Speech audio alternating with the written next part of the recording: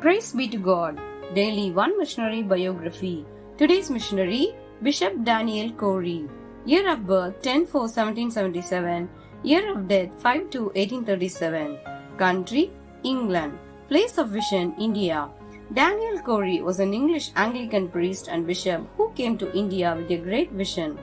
Born in England in 1777, he was ordained deacon of the Diocese of Lincoln in 1802, a priest in 1804, and in 1806 was appointed to a chaplaincy in Bengal, India. He became the Archdeacon of Calcutta in 1823 and was later consecrated as Bishop of Madras in 1835. He learned the Hindustani language and worked among the people of Chunar. He preached the gospel, established schools, and built churches in that part of the region as far as Banaras. He then moved to Kanpur in 1810 and labored with his dear friend Henry Martin.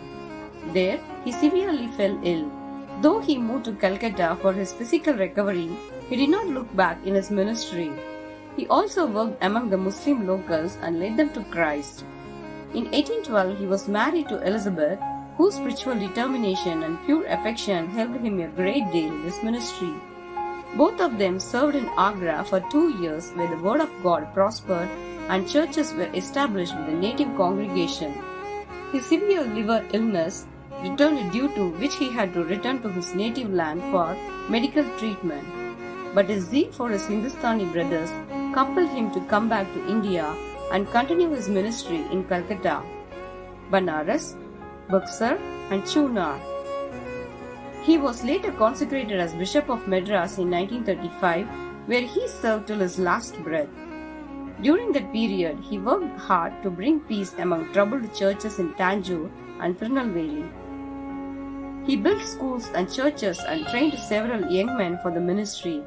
He served in India for over 24 years with a benevolent heart, meek spirit, and humility. Beloved, are you aware that many people in India still do not know Jesus Christ?